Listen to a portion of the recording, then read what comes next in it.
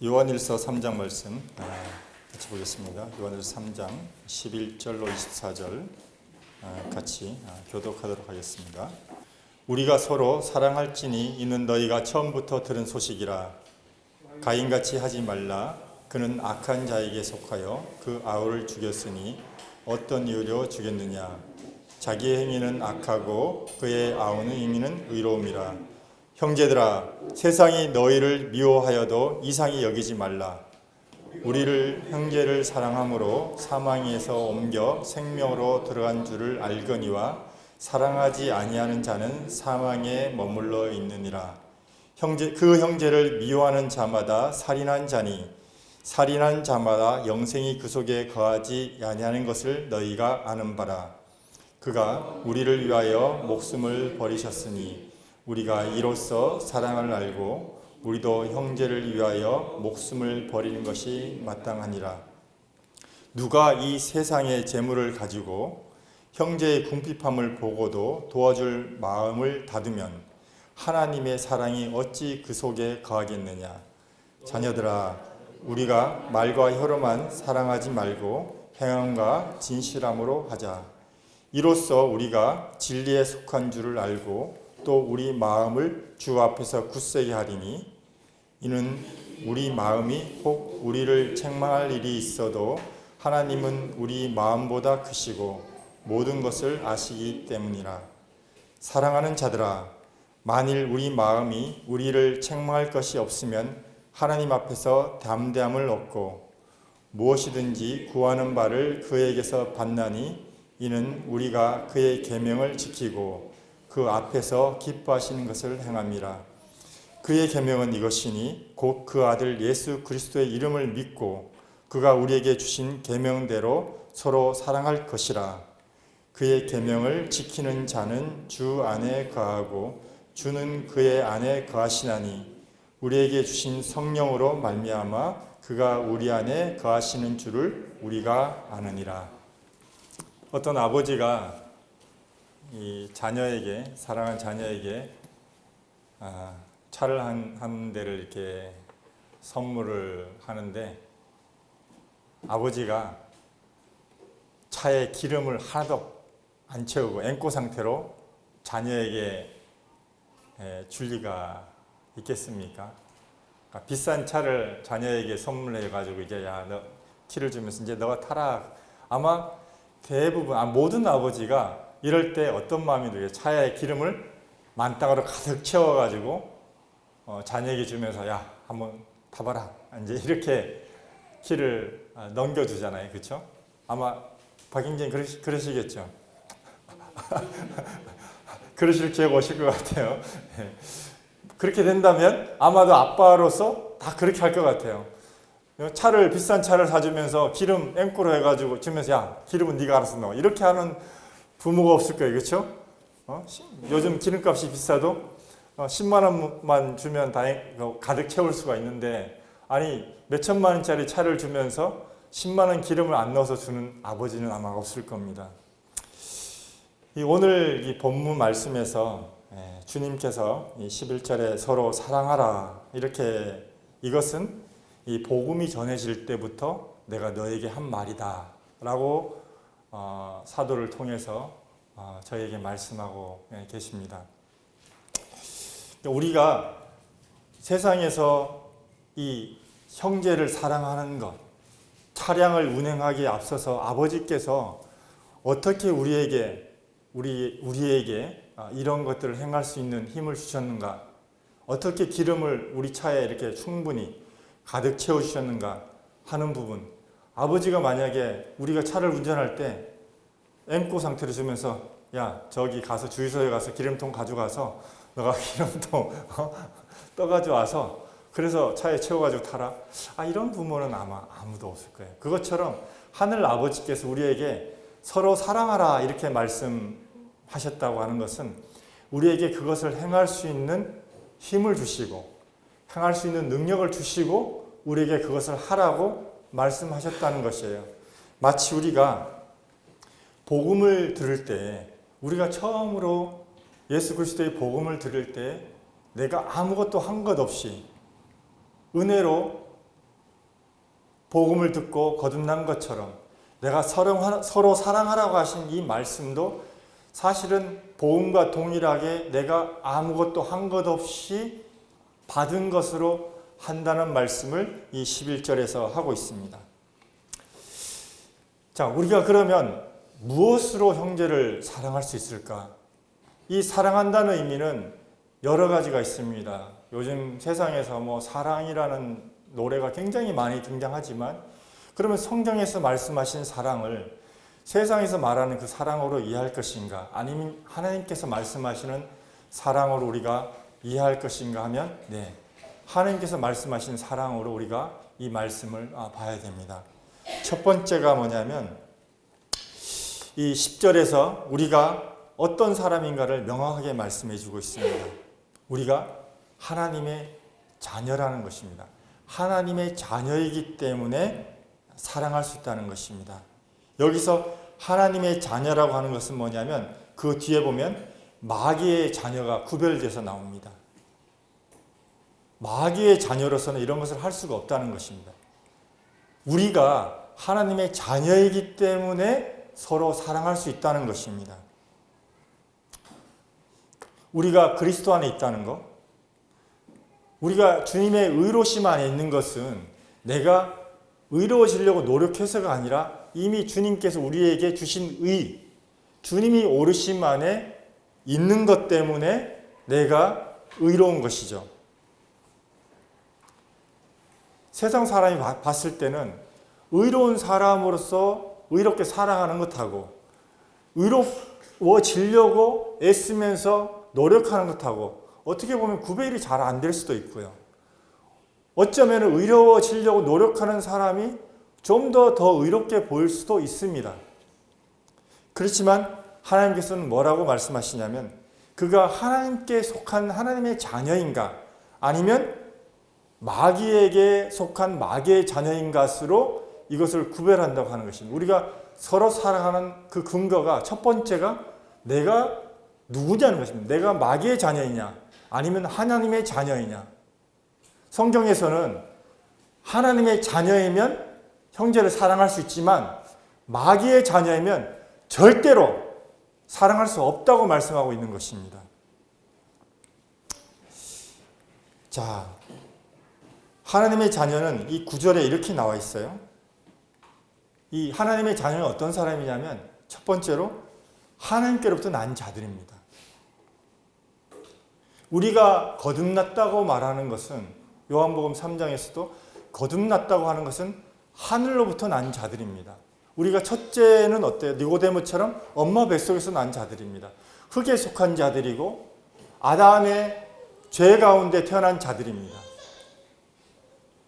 이 우리가 거듭났다. 하나님의 자녀로 하나님께로부터 난 자라고 하는 뜻은 뭐냐면 하늘로부터 태어난 자들입니다. 땅에 속하지 않은 하늘로부터 아버지 하나님께로부터 난 생명을 받은 자라는 것입니다.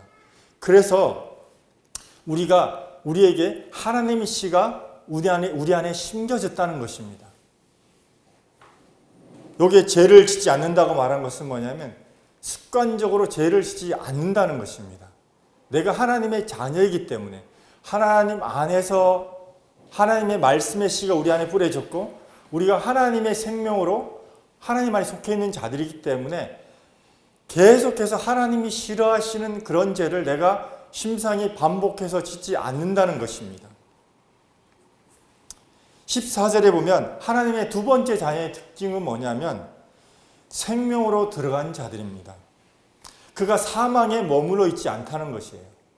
아들 그리스도의 생명이 우리 안에 들어왔기 때문에 내가 생명 안으로 들어갔기 때문에 내가 그 생명 안에 산다는 것입니다.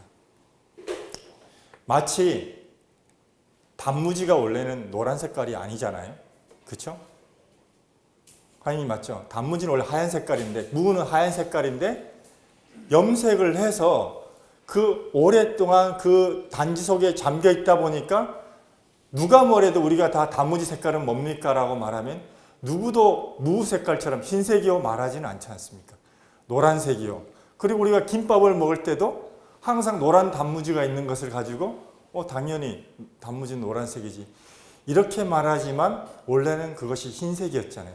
우리가 그리스도의 생명 가운데 있다는 것은 우리가 원래는 죽음 가운데 있었던 사람들이고 하나님과 무관한 사람들이고 하나님과 벗어난 에덴 동산에서 떨어져서 죄 가운데 살던 사람인데 하나님의 자녀는 이제 우리가 생명 안에 생명으로 들어간 자들이라는 것입니다.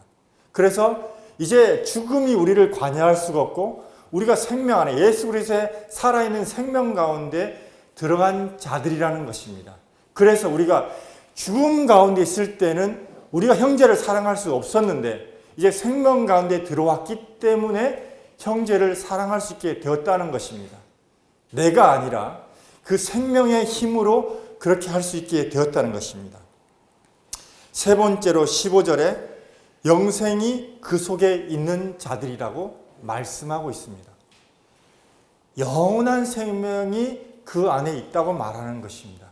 아담에 속한 생명은 우리가 60, 80, 100년 이렇게 살면 끝날 생명이고 우리가 영원한 심판 가운데 지옥에 떨어질 수밖에 없는 생명인데 이제 우리가 예수 그리스도로 말미암아 영원한 생명 가운데 지금부터 예수님을 믿은 이후부터 영원히 영원한 생명 가운데 살게 되어진 자들이라는 것입니다.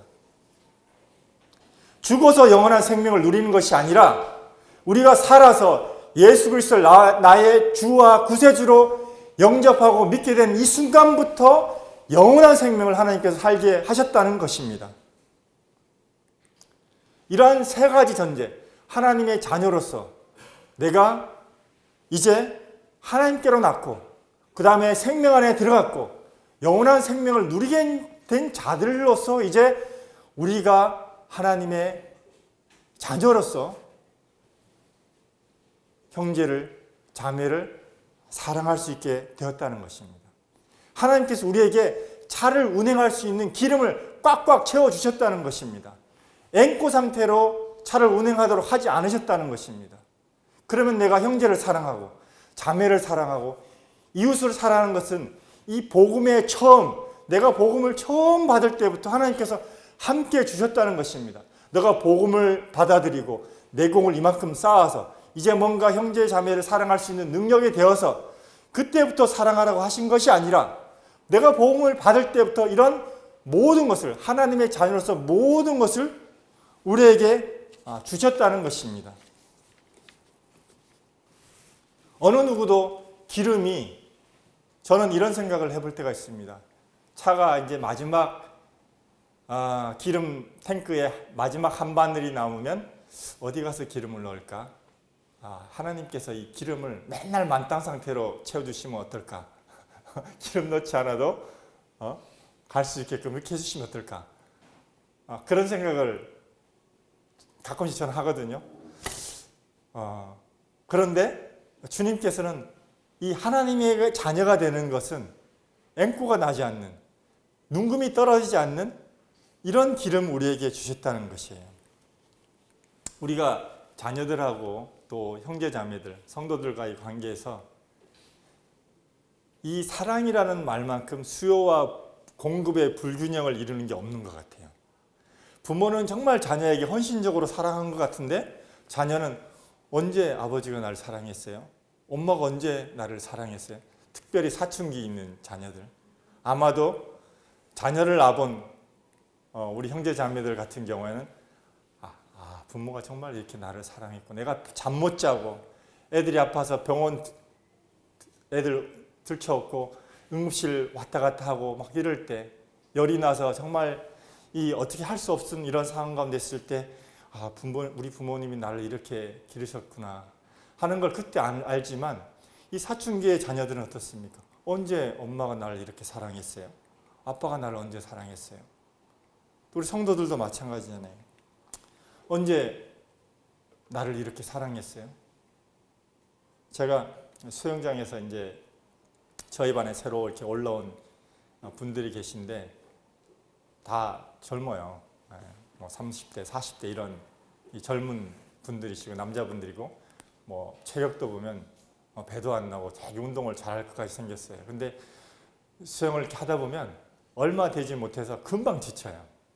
그래서 왜 이분들이 이렇게 멀쩡하고 수영 자세도 괜찮고 한데 왜 이렇게 맨날 한두 바퀴 돌고 나서 지쳐서 나 더 못 가겠다고 빨리 가시라고 이렇게 할까? 그래서 제가 좀 약간 좀 지켜봤어요. 왜 그럴까? 그랬더니 물속에서 숨을 안 쉬는 거예요.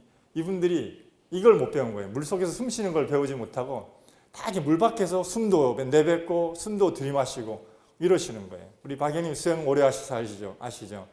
물속에서 숨을 내뱉어야지 물 밖에서는 잠깐만 숨을 내뱉고 싹 들이마실 수 있거든요. 그러니까 이 원리를 모르더라고요. 그래서 제가 얘기를 했어요. 물 안에서 한 80% 정도는 숨을 내뱉으셔야 돼요. 그래야지 물 밖에서 잠깐 숨을 내뱉고 그리고 들이마셔야지 이게 안 지치는데 물 밖에서 그걸 다 하려고 하면 금방 지쳐요. 한번 해보시라고 그랬더니 해보더니 너무 힘들다고 잘 안 된다고 그러시더라고요. 그래서 해보시라고 이제 그렇게 말씀을 드리는데 사랑이 이와 같은 것 같아요. 누가 계속 사랑만 나는 사랑을 받을 사람이야. 나는 사랑을 받아야 돼. 나는 줄 수 없고 나는 줄 능력도 없고 나는 받아야만 돼. 이런 분들은 쉽게 지치게 돼 있어요. 하나님께서 이렇게 만들지 않으셨거든요. 하나님이 우리에게 충분히 사랑할 수 있는 힘을 주셨기 때문에 내가 받을 뿐만이 아니라 줄 수도 있게 하셨어요. 그래서 아시겠지만 우리가 호흡을 들이마시고 나서 이게 익사한 사람이나 호흡 관련 곤란이 온 사람들에게 인공호흡을 하더라도 내 속에서 나온 숨의 70%는 산소랍니다. 그래서 내가 이산화탄소는 얼마 안 된대. 내뱉는 숨 속에. 그래서 내가 호흡으로 그 사람에게 인공호흡을 해도 그 사람이 이산화탄소에 질식이 되지 않고 산소를 들이마셔서 그 사람이 산다는 거예요. 그러니까 우리 가운데 나는 계속 사랑을 받을 사람이야. 나는 받아야만 돼. 하나님이 그렇게 하지 않으셨다는 거예요. 내가 주님께 받은 사랑으로 내가 줄 수 있게 만드셨다는 거예요. 내게에서 나오는 이 70%, 주님이 주시는 것은 내가 30%만 내가 받아들일 수가 있고 70%는 내게 나가는 것들은 다른 사람을 섬기도록 우리의 신체의 구조상 우리 호흡을 통해서 하나님께서 이렇게 만들어 놓으셨다는 거예요.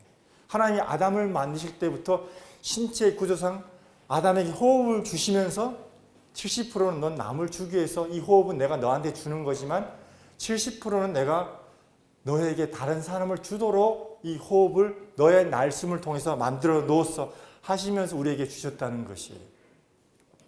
그래서 누구도 우리가 사랑을 베풀지 못할 만큼 그렇게 우리 안에 사랑이 없는 사람은 없게 하나님께서 우리에게 풍성하게 100% 만땅으로 앵꼬가 되지 않게끔 우리에게 채워주셨다는 거예요. 언제부터요? 우리가 구원받을 때부터. 예수를 주와 구세주로 받아들일 때부터 하나님께서 이렇게 하셨다는 것이에요.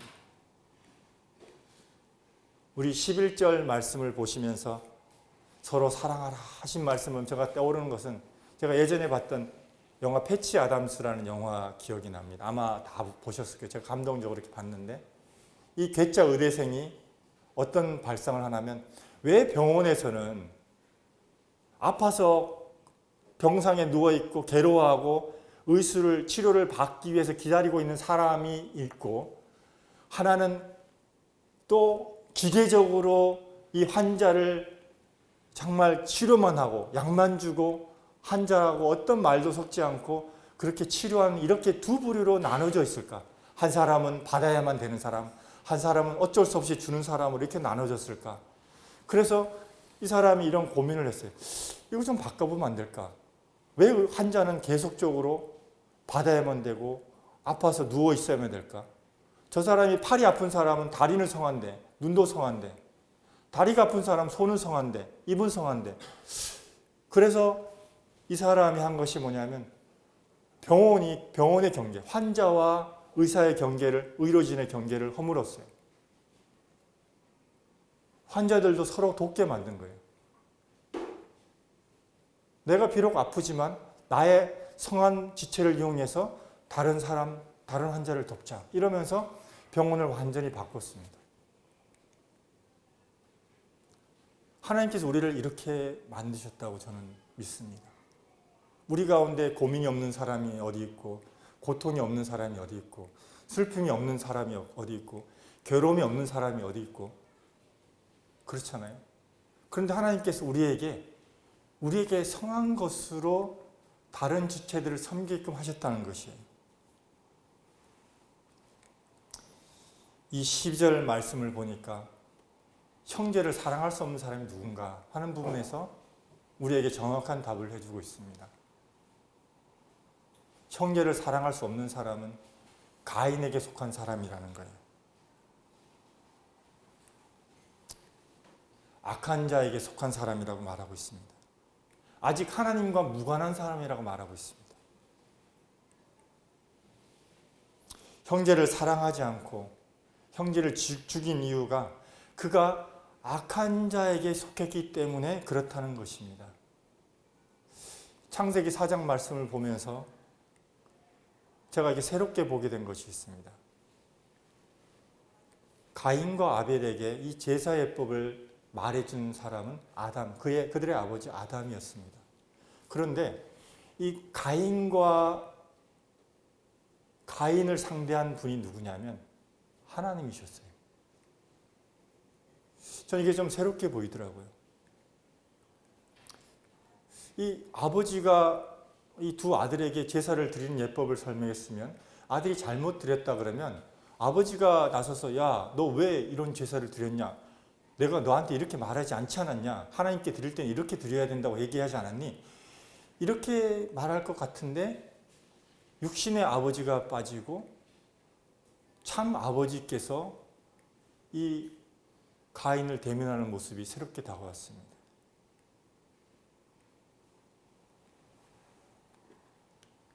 우리가 형제를 사랑하는 것은 혈과 육의 관계된 것이 아니라는 것입니다. 하늘 아버지와 관계된 것이고 하늘 아버지께서 주셨다는 것입니다. 주신 분이 내가 너에게 풍성히 주었는데 왜 그것으로 형제를 사랑하지 않느냐라고 물어보시는 것입니다. 하나님께서 형제를 사랑하는 부분에 대해서 나는 할 수 없어요. 내가 형제를 지키는 자입니까? 이렇게 대꾸하고 방황하는 자에게 하나님께서 직접 대면하고 말씀하시는 겁니다. 그가 형제를 미워하고 형제를 죽인 이유가 그가 사탄에게 속했고 하나님께 속하지 않았다는 것을 분명히 이 12절에서 말씀하고 있습니다. 우리가 형제를 사랑한 이유는 우리가 하나님의 자녀이고 하나님께 속했기 때문에 그렇게 할 수가 있는 것입니다. 내가 정이 많고 그동안 인간적인 사랑을 많이 받았기 때문에 내 안에 무슨 재산이 많기 때문에 내가 여유 있는 삶을 살기 때문에 사랑한 것이 아니라 아버지 하나님께서 우리에게 주셨기 때문에 내가 누구에게 속한 문제, 이 진영의 논리라는 것입니다. 내가 누구에게 속했냐 때문에 사랑할 수 있는 것이지 내가 사랑할 수 있는 뭔가 인간적인 것, 육신적인 것들을 육신의 아버지로부터 많이 받았기 때문에 사랑할 수 있는 게 아니라고 말씀하고 있는 것입니다. 우리가 하나님의 자녀인 것을 어떻게 반증하냐면 13절에 이렇게 나와 있습니다. 세상이 우리를 미워한다는 것입니다. 수요 집회 때 어느 형제가 부장님이 자기를 이유 없이 이렇게 미워한다는 간증을 이렇게 했는데 저도 신입사원 때 굉장히 그런 비슷한 상황을 당했기 때문에 이 오버랩에 대해서 그런 상황들이 다가왔습니다. 제가 그때는 알지 못했어요. 단지 그 사람이 나를 미워한다 생각을 했어요. 왜 이유 없이 그 사람이 나를 미워할까? 근데 가만히 보니까 사탄이 하나님의 자녀들을 미워하는 거예요. 그래서 그 사람 뒤에서 이유 없이 이 사람을 통해서 나를 괴롭히고 미워하게 만드는 것이에요. 근데 우리는 계속 그 사람에게 집중하는 거예요. 이 사람이 이유 없이 왜 그래? 내가 뭔가 잘못하고 있나? 다른 사람들은 어떻게 저 사람한테 이쁨을 받고 있지? 그럼 저 사람들처럼 하면 될까? 아니더라고요. 사단이 그 뒤에 있는 것이에요. 하나님의 자녀를 이유 없이 미워한다고 13절에 나와 있어요. 이 13절에 이렇게 나와 있지 않습니까? 형제들아 세상이 너희를 미워하여도 이상히 여기지 말라. 사단은 어떻게든 우리를, 하나님의 자녀된 우리를 사람들을 통해서 미워하게 하고, 이게 그럴 수밖에 없는 거예요. 어떤 분이 이런 질문을 하더라고요. 성령이 내 안에 와 계신지, 내가 구원받은 자녀인지 어떻게 알 수 있습니까? 이거예요. 세상이 나를 까닭없이 이유 없이 미워하는 거예요. 그럴 수밖에 없는 거예요. 왜요? 우리가 그리스도의 사랑으로서 세상이 할 수 없는 사랑을 하기 때문에 그런 것입니다. 우리 이런 경우들을 많이 들어보잖아요. 어떻게 자기를 죽인 살인자를 자기 아들로 양아들로 삼을 수가 있어요? 어떻게 자기 부모를 죽인 이 게시타포를 어떻게 그리스도인이란 이유 때문에 그를 사랑하고 안을 수가 있어요? 이것은 도저히 세상의 사랑으로 그렇게 사랑할 수 없는 것이고, 이 세상의 사랑을 뛰어넘는 사랑이에요. 이게 무슨 필레오나 에로스적인 사랑으로서는 도저히 할 수가 없는 거예요. 제가 지난주에 주일학교 말씀을 전하면서 초대교회를 이렇게 말씀을 사도행전 앞부분을 이렇게 보면서 보게 됐어요. 그들이 예수님 믿고 나서 겪었던 일들이 뭐냐면 감옥에 갇히는 것이었고요. 순교를 당하는 것이었어요. 예수님을 믿는 것이 정말 행복하고 잘 되고 아무 문제 없고 건강하고 아프지 않고 이런 차원이 아니라, 예수님을 믿는 것은 주변에 보여서 이미 예수 믿는 사람들이 감옥에 갇혔다 나오고 사람들로부터 조롱을 받고 핍박을 받고 비난을 받는 것들을 봤어요. 그래서 성경을 보니까 예수님을 믿는 사람들이 계속 늘어났다는 거예요. 심지어는 제사장 무리까지도 더 더해졌다는 거예요. 예수 믿는 것은 괴로운 일이고 고통을 당하는 일이고 사람들에게 비난을 받는 일이 눈에 뻔히 보이는데도 불구하고 교회에 거듭나는 영혼들이 더 더해졌다는 거예요. 지금 현재 우리의 시각으로 보면 있을 수 없는 거잖아요. 코로나 때문에 한국의 기독교인이 3분의 1이 줄었다고 하는데 세상 사람들이 예수 믿는 것을 아주 이상하게 보고 있고 무슨 교회가 바이러스의 온상인 것처럼 보여지고 막 이런 상황 가운데서 마치 교회를 나간다고 하면 코로나에 걸렸다고 하면 다 이단이라고 어떻게 지탄을 받는 이런 상황 가운데서 교회를 안 나가고 그럭저럭 있는 것이 마치 잘한 것처럼 보이는 이런 상황 가운데 오히려 더 심각한 초대교회 상황 가운데서 예수 믿는 사람들이 더 늘어났다는 거예요. 어떻게 이게 가능하다는 거냐?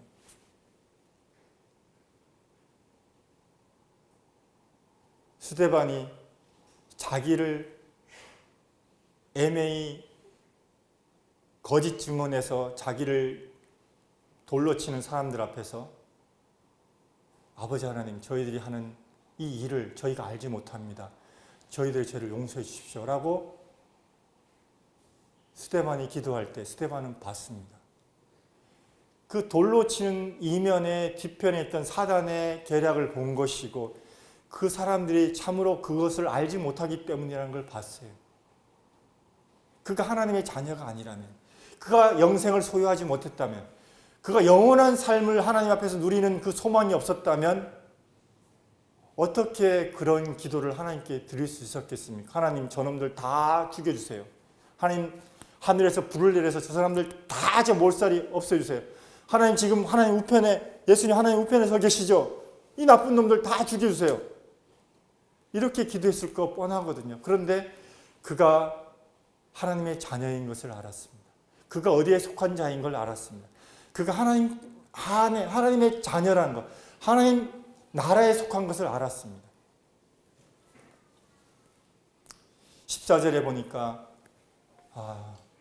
이렇게 되어 있습니다. 하나님의 자녀가 되고 나면 우리가 하나님의 나라로 옮김을 받고 나고 또 사랑의 아들의 나라로 옮겼다 우리를 말하고 있습니다. 골로새 1장 13절에 그가 우리를 흑암의 권세에서 건져내사 그의 사랑의 아들의 나라로 옮기셨다고 말하고 있습니다. 우리가 전에는 하얀 무였지만 이미 사랑의 아들의 이 색깔로 염색되도록 이미 우리를 옮기셨다는 것입니다. 그래서 우리가 사랑할 수 있다고 하는 것입니다.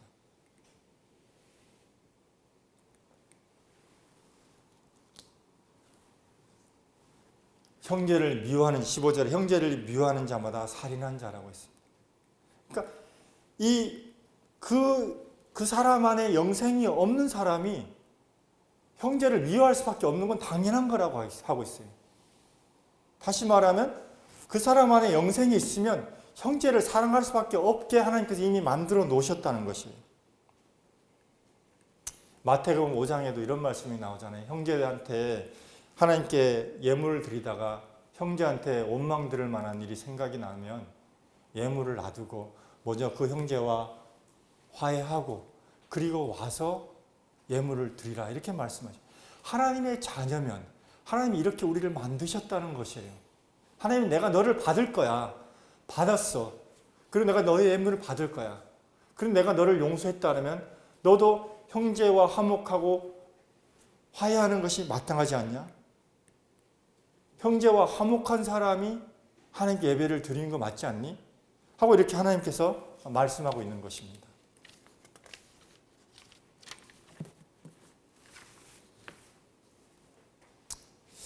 요한일서 3장 16절에 그가 우리를 위하여 목숨을 버리셨으니 우리가 이로써 사랑을 알고 우리도 형제들을 위하여 목숨을 버리는 것이 마땅하니라.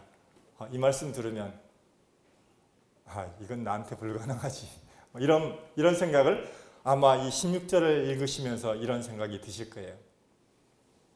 저희 아버님이 6.25 참전하셨는데 아버님이 그러시더라고요. 야, 전쟁 때 어떤 줄 아냐? 전쟁 때 보면 영화에서 보면 소대장이 돌격 앞으로 하면 막 소대원들이 앞으로 막 총 들고 나갈 것 같이 어떤 줄 아냐? 뒤에서 소대원들이 총불이 겨누고 당신이 먼저 앞으로 가세요. 이런다는 거예요. 경험자의 말이니까 이건 사실이겠죠. 그런데 언제 소대원들이 돌변하냐면요. 옆에 전우가 죽을 때. 옆에 전우가 죽을 때 그렇다는 거예요. 옆에 전우가 죽으면 뭐 소대장이 나가라 마라 하기도 전에 막 언제 뒤에 소대장 뒤에 총뿌리를 겨눴나 싶은 사람들이 자기 목숨을 아깝게 여기지 않고 전진한다는 거예요. 총알이 쏟아지는 것에. 그게 옛날 6.25 때만 그런 줄 알았어요. 이스라엘 요즘 전쟁하고 있는데 이스라엘은 여군들도 의무로 군에 입대를 합니다. 근데 전쟁 통해서 여군들을 다 후방으로 뺀대요. 처음에는 전쟁을 같이 했다고 그래요.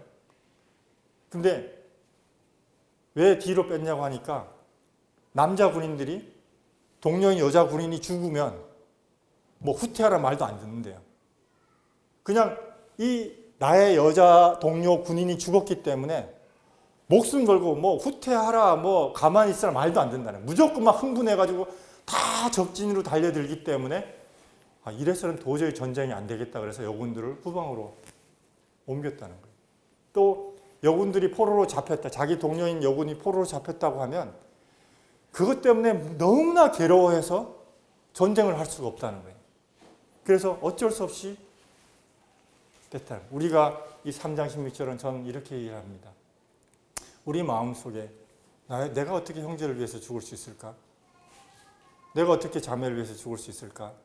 그런 생각을 하지만 우리가 주님의 사랑으로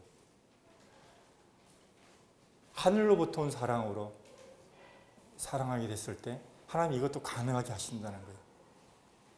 근데 참 이런 말씀이 있잖아요. 여기 뒤에 보면은 그럼 사랑이 뭐냐? 내 모든 것들을 다 내주고 뭐 내 재산 성경의 이 말씀은 내 모든 것들을 다 내주고 그렇게 사랑하면 그게 사랑일까?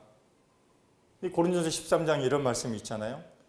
내가 내게 있는 모든 것으로 구제하고 내 몸을 불살에게 내어줄지라도 사랑이 없으면 내게 아무 유익이 없느니라. 뭔가 이 요한일서 3장에 있는 말씀과 뭔가 배치되는 것 같아 보이잖아요. 정말 내 몸을 들여서 내 재산 모든 것들을 다 들여서 목숨을 들여서 그 형제 자매를 위해서 내어줬는데 하나님이 사랑이 없으면 아무 유익이 없다. 이렇게 말씀하고 있습니다. 그래서 우리가 이 사랑의 동기가 무엇인가를 우리가 생각을 해봐야 되는 것입니다. 그냥 에로스적인 사랑, 필레오적인 사랑, 좋아하는 것과 사랑하는 것은 다른 문제입니다.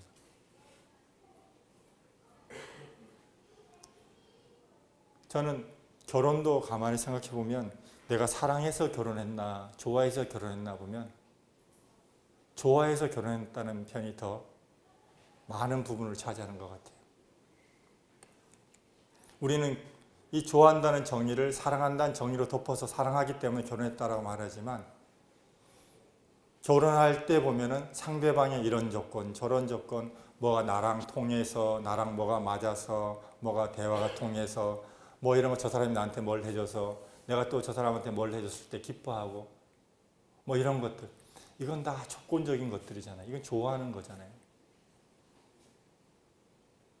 우리는 이 사랑의 개념을 사람끼리 사랑하는 사랑의 개념이 아니라 하나님께서 나를 사랑하신 그 사랑의 개념으로 이 말씀에서 우리를 갖다 놓고 있는 것이에요. 내 재산을 다 줘도 목숨을 다 해도 사랑이 없으면 아무것도 유익이 없다고 말씀하신 것은 네가 정말 사랑한다고 하는 거 좋아한 것 아니냐? 예수 그리스도의 사랑으로 사랑한 거 맞냐? 이렇게 말씀을 마태복음 7장에는 이런 말씀이 있잖아요. 내가 주의 이름으로 저 형제 자매 귀신 내쫓고 병 고치고 얼마나 많이 했습니까? 그런데 나를 모르신다고요? 주님께서 난 너 몰라. 너가 내 이름으로 했다고? 넌 불법을 행했잖아. 바깥없는 내쫓아라. 이렇게 말씀하십니다. 우리가 형제 자매를 자주 만나서 자주 밥 먹고 또 뭐 이렇게 반찬 만들어주고 물심양면으로 이렇게 섬겨주고 그렇게 한 것이 사랑이라고 하고 그렇게 한 것이 사랑이 많다라고 한다 그러면 우리가 그런 조건이 다 걷어지고 나면 그런 분들이 오히려 더 원수지간이 되더라고요. 우리 교제 가운데 주님이 하늘로부터 온 사랑, 하나님의 자녀로서 한 사랑이 없다 그러면 교제 가운데 아무리 몇 시간을 하하호하고 맛있는 거 먹고 떠들고 좋아한다 할지라도 우리 안에 계신, 우리 안에 주로 계신 예수 그리스도가 그 교제 가운데 나눠지지 않고 없다 그러면 수십 년 해도 하루아침에 원수지간이 될 수가 있다는 거예요.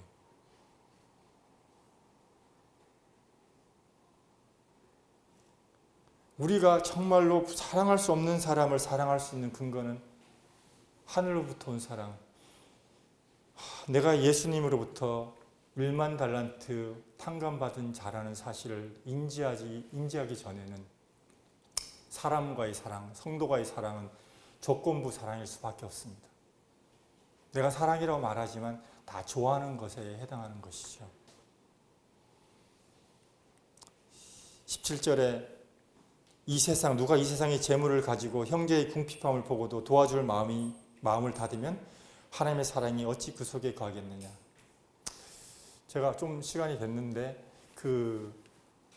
한 번은 제가 밴드에다가 이렇게 말씀을 아침에 묵상한 말씀을 이렇게 올렸는데 한 성도로부터 전화를 받았어요. 항의하는 전화였습니다. 나보고 그 사람을 가난한 사람을 나보고 도우라는 겁니까?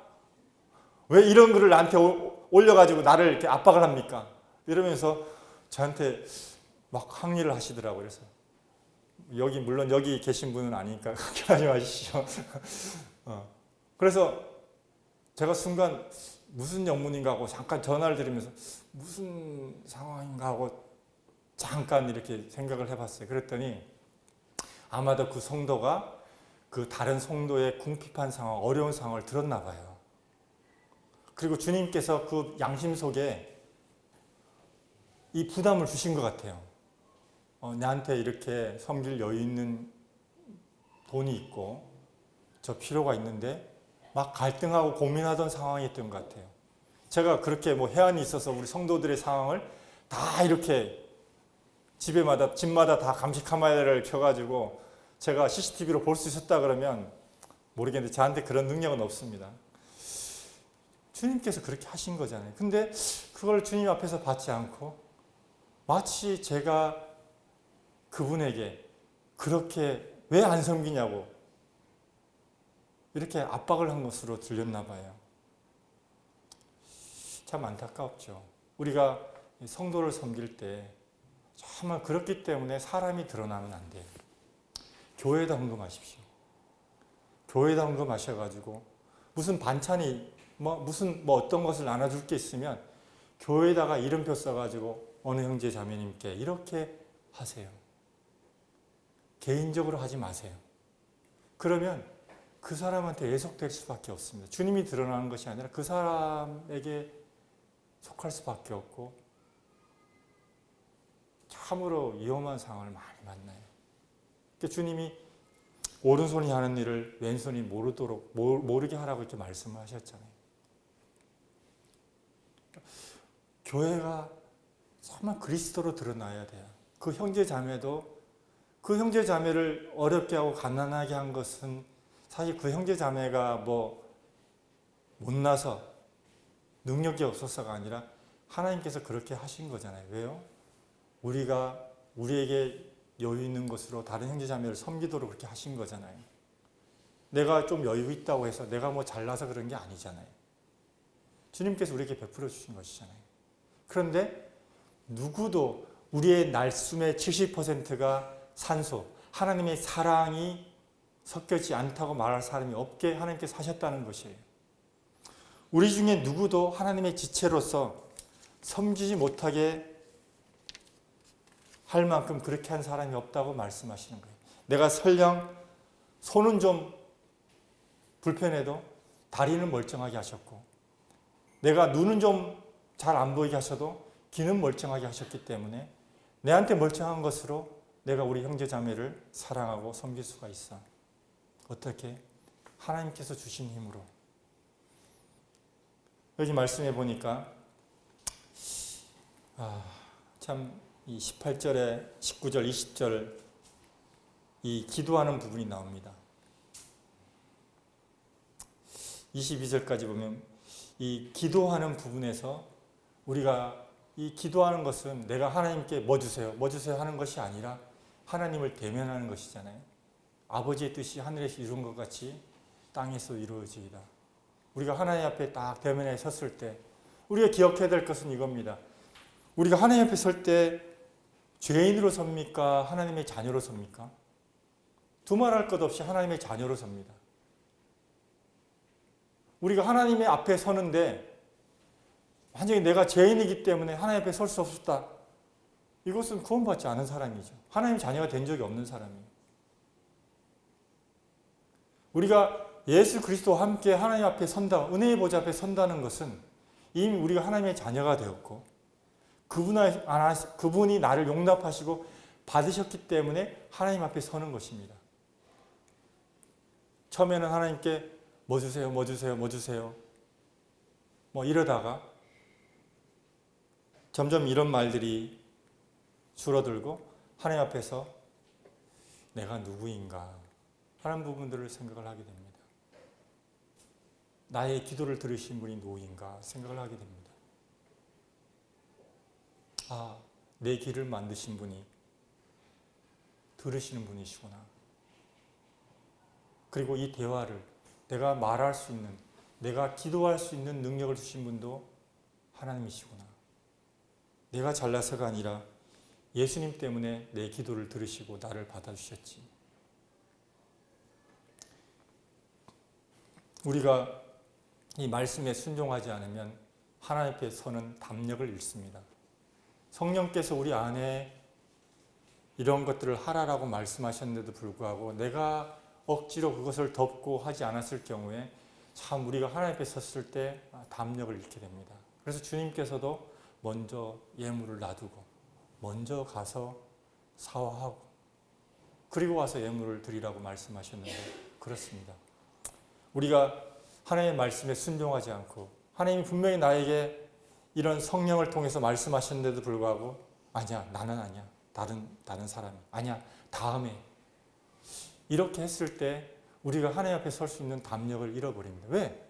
나의 이런 모든 과정 고민하고 뒤로 미루고 하지 않았던 이런 것들을 하나님이 다 알고 계신데 그 하나님 앞에서 내가 그렇게 하지 않으려고 의도적으로 하지 않으려고 했던 것들 그게 내 마음이 내 양심을 송사하기 때문에 하나님께서 그런 것들을 먼저 하라고 이렇게 말씀하시는 것입니다. 그러면 내가 너의 기도를 흔쾌히 들으려고 준비가 돼 있어. 그런데 먼저 이것을 하라는 것입니다. 하나님이 우리가 하나님 앞에서 철면피로 하나님 나의 과거, 현재, 미래의 죄를 다 용서하셨기 때문에 그래도 하나님께서 나의 기도를 들어주실 거야. 이렇게 생각하지 마시기 바래요. 물론 맞습니다. 다 용서하셨고 다 받으셨지만 이 부분에서 하나님께서 먼저 나한테 주신 이 부분에서 무시하고 덮어놓고 하지 말라는 거예요.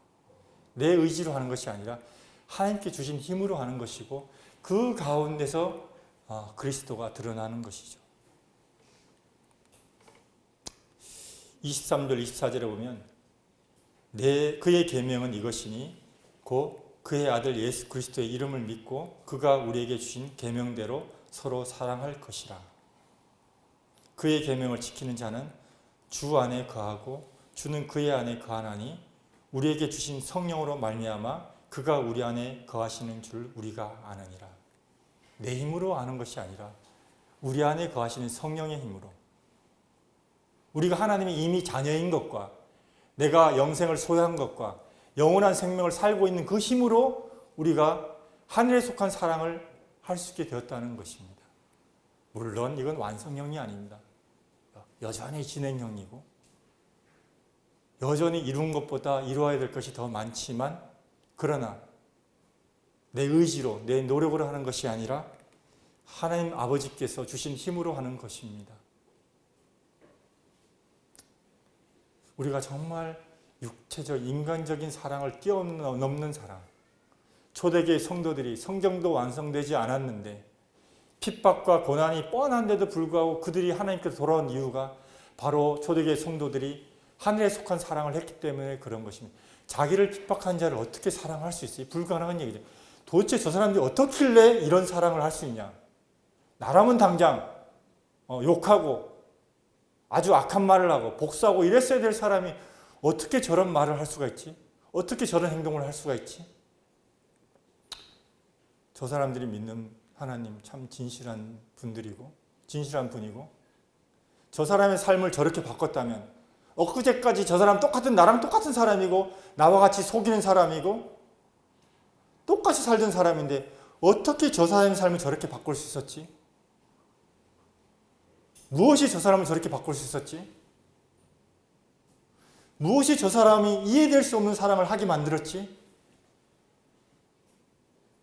나도 그러면 저 사람 행하는 이 정말 행함과 진심을 하는 저 사람 안에는 진리가 무엇인지 저 사람을 바꾼 그 진리가 무엇인지 나도 알고 싶다. 그래서 이 사랑은 감정은 좋아하는 것은 감정으로 하는 것입니다. 근데 사랑은 이성적인 것으로 하는 것입니다. 주님께서 주신 것으로 하는 것이고 주의 말씀으로 하는 것이고 절대 사랑은 감정에 속한 것이 아닙니다. 고난이 올 때 내가 믿는 분이 누구신지 우리가 어디에 있는지가 밝히 드러나는구나. 고난이 오는 것이 내게 그렇게 나쁜 일만은 아니구나. 육체적으로 힘들고 밤잠 못 자고 설치고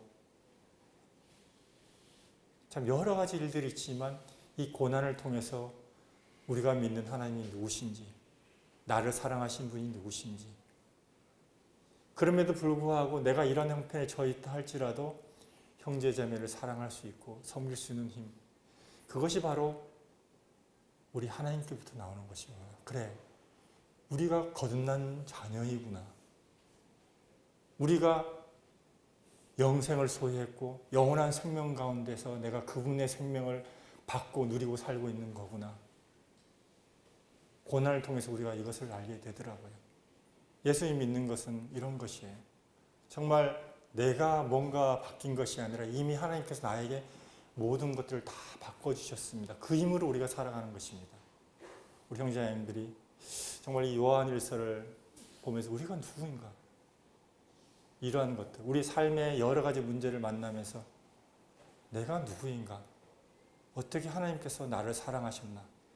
이 부분이 정말 더 새로워지고 그 힘으로 우리가 서로를 사랑하는 그런 저와 여러분이 되었으면 좋겠습니다.